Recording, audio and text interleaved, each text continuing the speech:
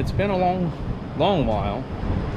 In fact, I think the last time I did a video on this car was like in March, May, somewhere in there. But we're finally back to the Mullet machine. Everything, I have just let everything get in the way. It's more my fault than anything. You know, I decided to build a Sunfire Bird.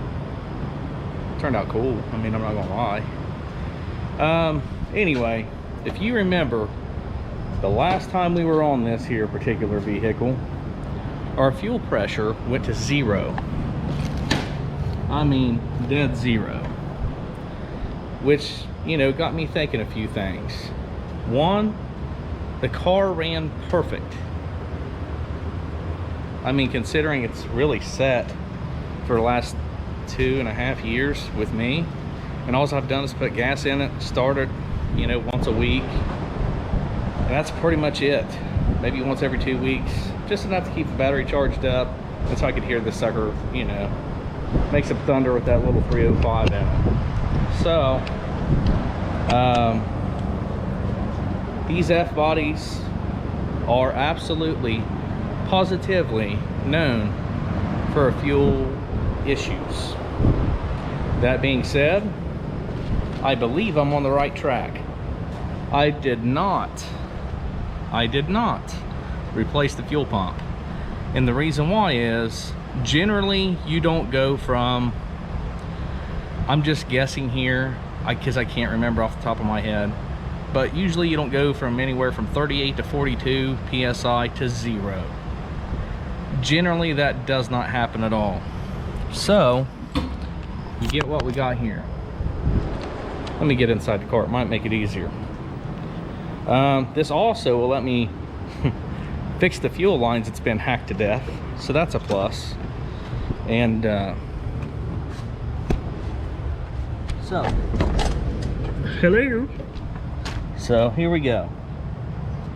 I went clear back here and I tested for power. This is the junction block underneath the rear seat and the carpet, okay?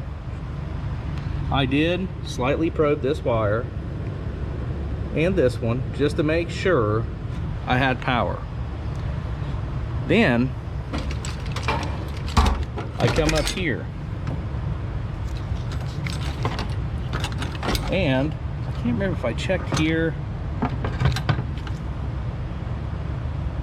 Can't remember which one I checked out. I think I checked up here somewhere. No, I took this out, and the reason why this is pulled back is because right here is your problem area. This little sucker right here. See that? This is one piece, this is another piece. This thing right here will build up corrosion and nastiness, and these connections, they're not gooder. So you can clean them up and all that good jazz. Do yourself a favor, please, for the love of God, do not, because I did not, I promise you, probe the wires down in the tank. That was done on this. That's how I knew. For one, I wasn't the only one chasing a fuel sending unit problem. This is the OG original, as you can tell by the patina left on it and the spray paint that somebody has just, you know, did that too. So anyway, all this professional hose line repair, we're gonna, you just sit right there, fella. We're gonna fix that with a brand new sending unit. This particular unit is a Spectra, I think it was. So hopefully it's a good one. I absolutely will let you know. And just to let you guys know this also, I did not cut this access panel. I promise you I did not. Would I? Absolutely. Just because I don't like spending 4 hours underneath the car.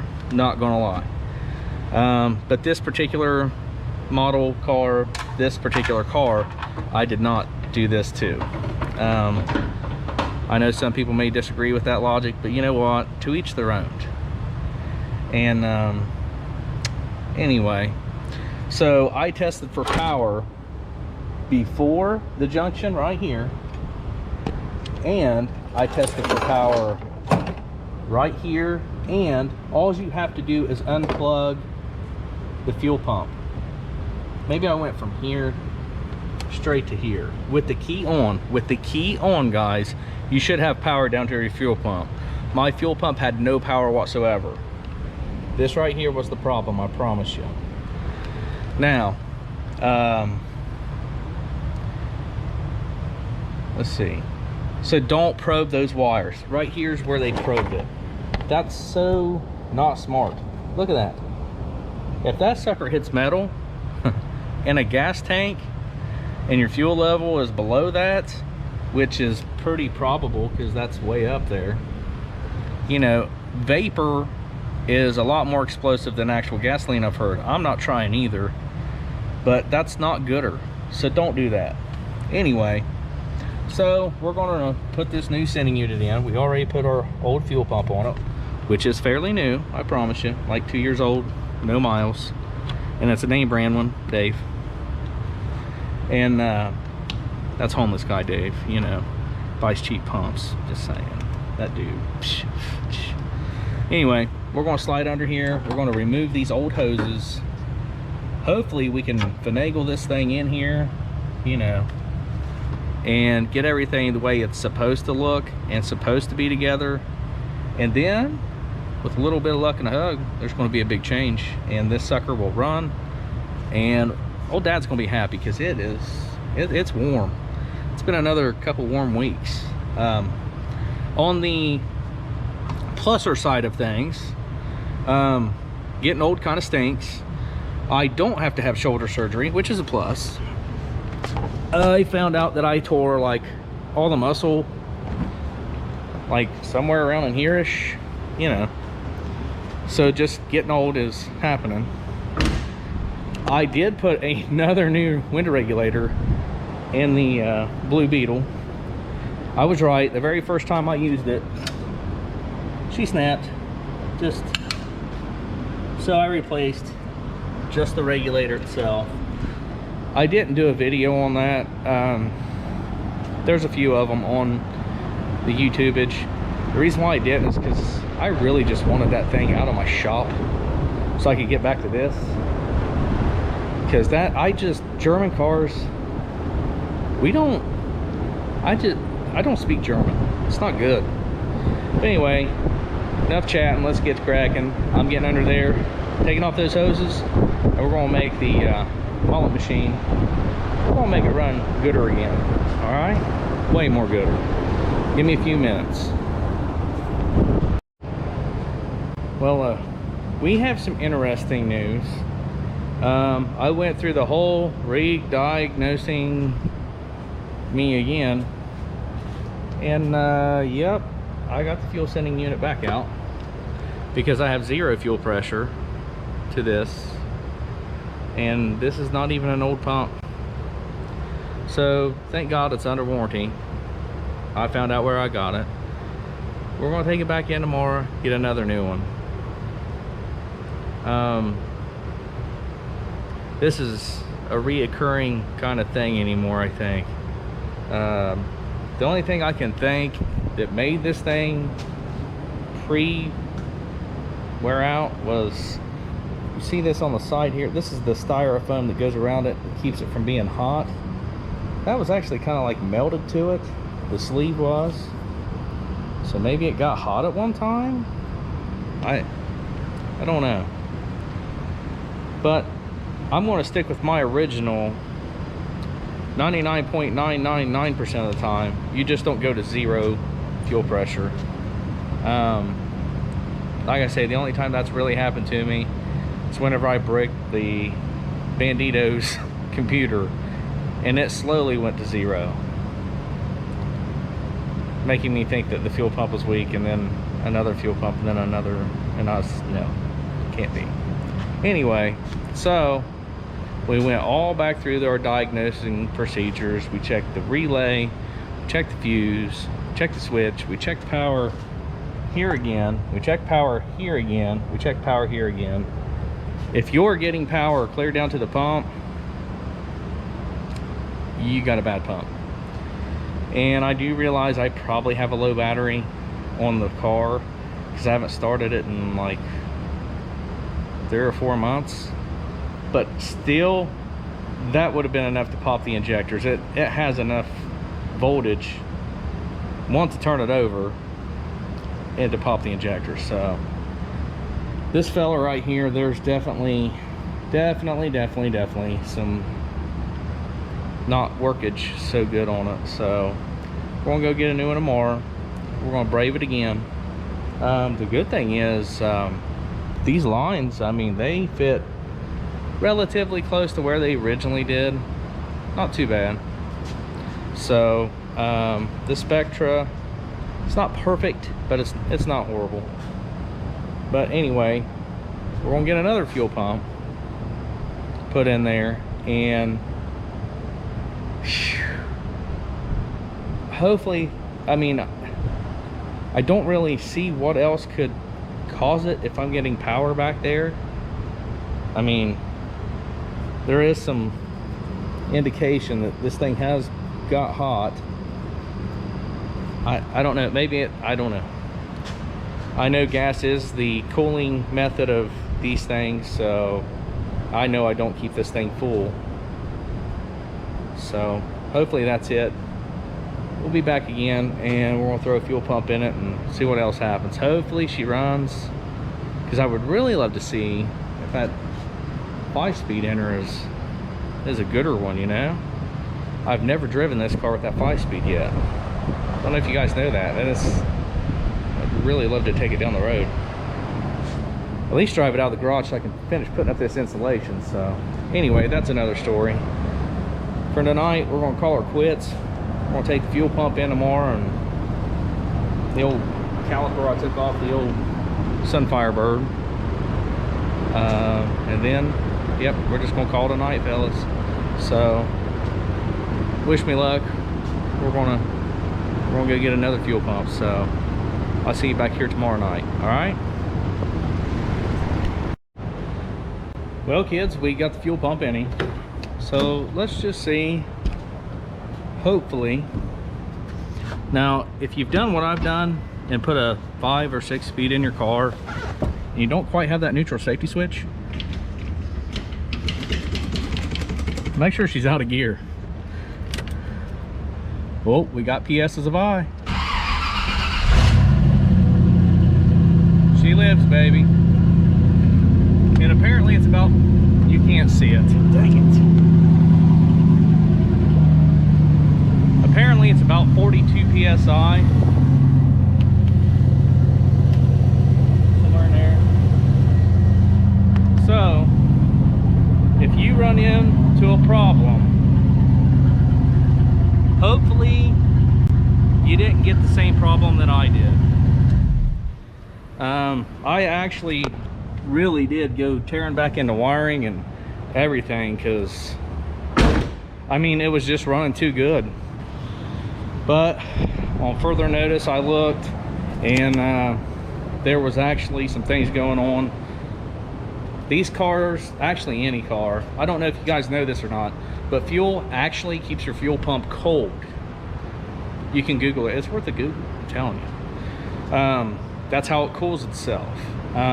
They also have these little styrofoam thingies that go around the fuel pump. There they are. Make sure you put it on. Believe it or not, it's like a you know, a barley pop kind of koozie, but for your fuel pump. See, I mean, it works. It actually works. It keeps it cooler. So make sure you put that on. This thing actually has all the lines hooked up for once, and I think the correct even way. That's, I mean, no leaks even, because it's actually done the right way. But this car's been setting so long, it needed the fuel sending unit, obviously, because I did not have power going down to my fuel pump. So if it's not getting, if you're getting power here, that's your fuel pump plug. but you're not getting it down here, please don't probe the wires. You don't have to. Unplug your fuel pump and test the wires right here. Test them up here. Generally, this right here is the problem, especially on an F body. This is the third fuel pump sending unit I think I've put in the last couple years, ever since they went to this more gooder gas that they've been selling us. The stuff likes to corrode a lot more, I believe. Hey, get on out of here. So I'm pretty sure that's got something to do with it. In fact, the car I traded for this one was a 94 Trans Am, and I had to replace the sending unit on it. But if you don't have an access panel, might be something worth doing if you want to. If you don't, it's your car, you do whatever the heck you want to. But now that we have it back running with the newer than the older fuel pump, which wasn't old but newer sort of, anyway, we got it running again. So now we can go through, touch up the parts on the interior, you know, hang this thing the right way, you know, do some real fine tuning. And then, friends, we get to drop her down, do some homemade body work, and paint this pig. You know, we're going to go back black, but we have a silver hockey stripe to go down to the side. Why? Because there are none of these cars around town. Every time I see one, even I stare. And I have one in my garage that's a convertible and an IROC, and I can't help but stare. I'm like, ooh, I do that every time. I'm a sucker, dude. I don't know. So if you have 0 PSs of I, check all those. Check your fuses and fuel pump relays first. If you don't hear the click, that's fine. Put your hand on the relay, okay? Put your hand on your relay, have someone turn the key over, or if you can reach in there and do it at the same time, do that. Just because it clicks doesn't mean it's not good. Check for power back at your fuel pump. Do that. I'm telling you, I've seen fuel pumps replaced from a bad fuse before. That's the truth. So the better you diagnose, one, the less money you're going to spend, and two, you're actually going to fix it. Nothing is more aggravating than thinking you fixed it whenever you didn't. I've done it a million times. That's why I do this show, is to help you guys, and I learn in the process. So I think it's more gooder for everybody. Hopefully this guy's helped you. Every time the Irish pokes out. Anyway, so hopefully this helped you guys. You know, we're back on the mullet machine. This sucker, time to get this thing down the road. Not down the road as in sell it, I mean like drive it down the road. We're going to be doing some, you know, redneck burnouts right there in front of the house. We're going to repave this road with those old tires because they're done anyway. But anyway, guys, I want to thank you for watching. And if you don't mind, just real quick of this, that old subscribe button, I'd appreciate it. And as always, thanks for watching Right Turn Garage TV, and it's getting a lot better. We'll see you next time on Right Turn Garage TV.